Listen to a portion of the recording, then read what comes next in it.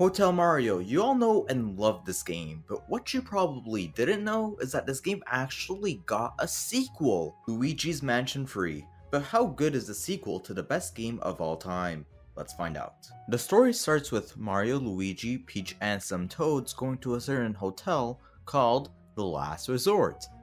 Huh, nothing is gonna go wrong. But things actually do go wrong, and they all eventually get kidnapped in paintings which are later then dispersed around the hotel. And everyone gets kidnapped except for Polterpup and Luigi, so you go on a adventure to save them all. But first you gotta get the Poltergust, regain the Dark Light, fight a few enemies, and then you free Egad, who later then gives you a Virtual Boy.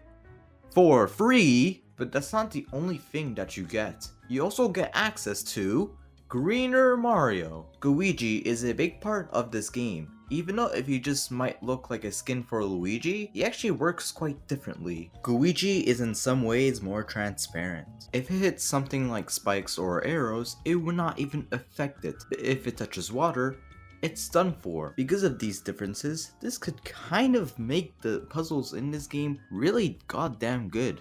The question is not only what do I have to do, but also how can I use Luigi, which could really make for some really good co-op moments. Oh, and yeah, by the way, this game has 2-player co-op, and from the little co-op that I have played, it's actually pretty fun. But no, don't worry, this isn't one of those games where the developers kind of concentrate too much on the multiplayer aspect that you won't really have fun playing by yourself. In this game, you could have tons of fun playing with yourself or playing with a hobo, which is pretty cool. Speaking of utterly cool, let me tell you about the actual game. Each of the game's floors are like this. Get to the floor, solve a few puzzles while progressing in that respective floor, fight a boss to get the access to the next floor, and then you just go to the next floor. I've already talked a bit about the puzzles in this game, but even when you're not using Luigi, the puzzles are still really good. Some of them are really satisfying to solve. Some of them are not, but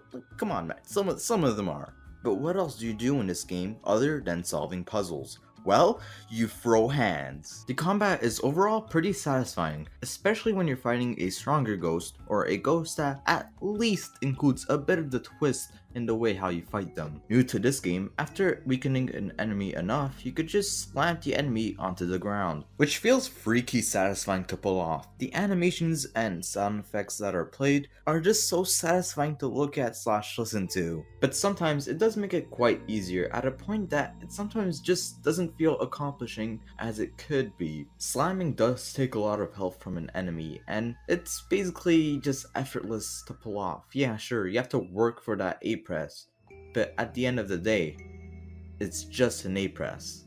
By the way, I just want to clarify that, like, I'm not saying it's just easy because I just have to press A.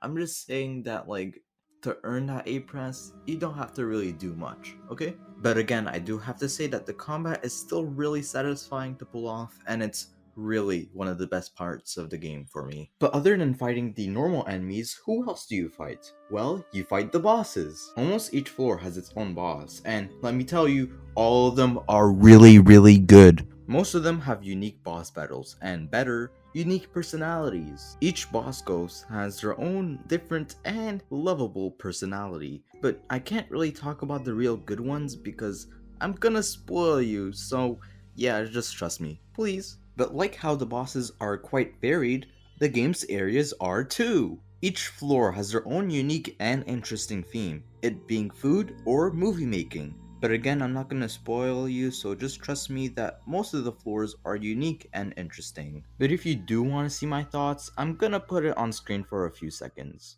But guess what? This game actually has flaws. What? I thought this game was perfect. But thankfully, there is little that I have to complain about.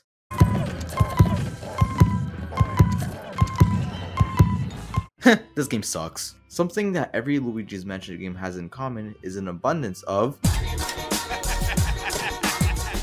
And man, this game just bombards you with money, but it's quite useless. Yeah, sure, there's a shop, but these items are just useless, so I'd rather just not spend a penny. But hey, guess what? If you get a measly $70,000, you will get an A rank. But what do you get if you get an A rank? Well, you get a few seconds of satisfaction. Yes, that is totally worth wasting my time. I don't know, at least let me visit that rebuilt hotel that was there at the end of the game. The more money you have, the larger the hotel is, right? Well, the more money you have, the more there is to explore. It's better than just, oh, okay, congrats, okay, bye. But hey, this sort of thing didn't really bother me. But... oh, I finally gained access to the next floor. Oh, I need to backtrack to 2 different areas just to regain my access. There are a few times when this game just stops your progress with frequent enough backtracking. It's normally just an animal stealing your elevator button when you've just obtained it. So instead of exploring new areas, you're going back to almost empty versions of the areas that you've already been to. It's obviously just a way to pad out your game, and thankfully this game doesn't do this too often, and it's not that time consuming. But still, it did annoy me when the game would just halt my progress. And this type of backtracking is the worst part of the game for me, but it didn't really destroy my experience. And this for sure does not remove the fact that this game is amazing. The game is quite varied, interesting, and simply just fun to play. But let me tell you, I haven't even talked about all the game's strengths, like the game's great animation or graphics. So if you add that with the game's actual strengths, like the game's personality, puzzles, or combat, the game is without a doubt a great game and a worthy successor to Hotel Mario.